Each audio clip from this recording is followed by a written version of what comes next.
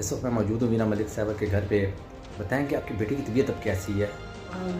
जी आपके सामने ही है। कोर्ट में जब जज साहब ने बुलाया मेरे बेटे को, तो काफ़ी उनकी तबीयत ख़राब थी। तब भी हॉस्पिटल का एक विज़िट किया था। अभी 8 बजे एक और अपॉइंटमेंट है, फिर से लेके जाना है उनको हॉस्पिटल। तो हम उनको नेबुलाइज़ कर रहे हैं।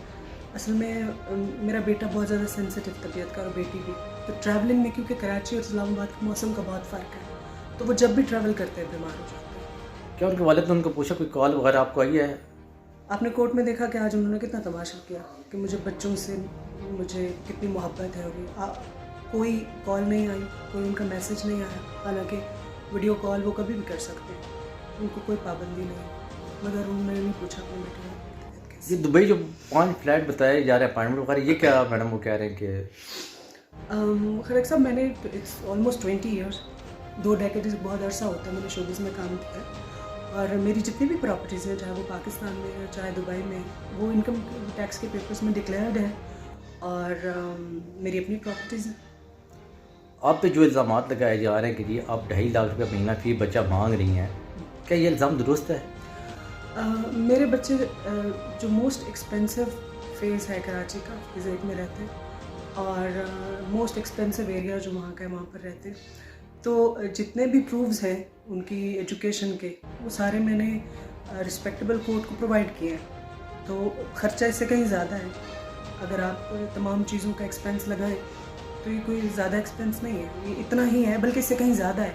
एक बच्चे का मैंने 5 लाख कहा है, जो कि बेसिकली है ख़र्चा मेरे बच्चे का।